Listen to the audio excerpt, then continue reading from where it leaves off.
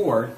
Nevertheless, she values this kind of reading for its ability to help her network and stay connected socially. As a result of the amount of time students spend with electronic media, their reading practices and habits have shifted with the influence of these technologies. Their journal entries refer consistently to the myriad ways in which they multitask as they read.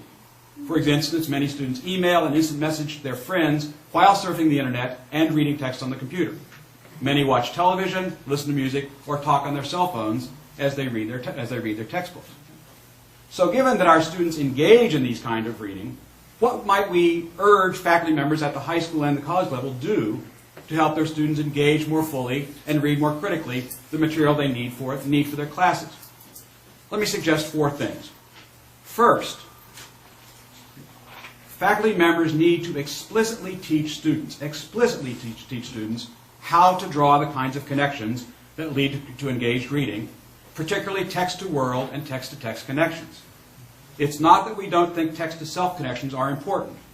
We do think, however, that as valuable as these personal connections are for initiating students into engaged reading, students ultimately need to be stretched beyond the boundaries of their own personal reactions.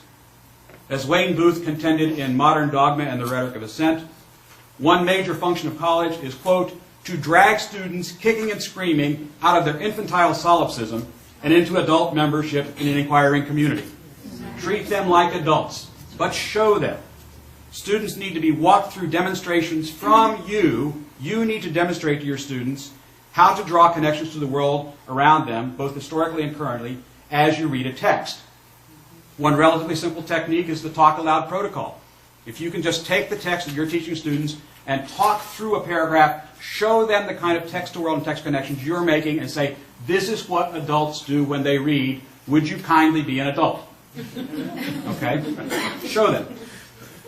Second, faculty members and administrators need to create curriculums, co-curriculums and extracurriculums that invite students to engage in their reading and to connect text in their lives, their worlds, and their text.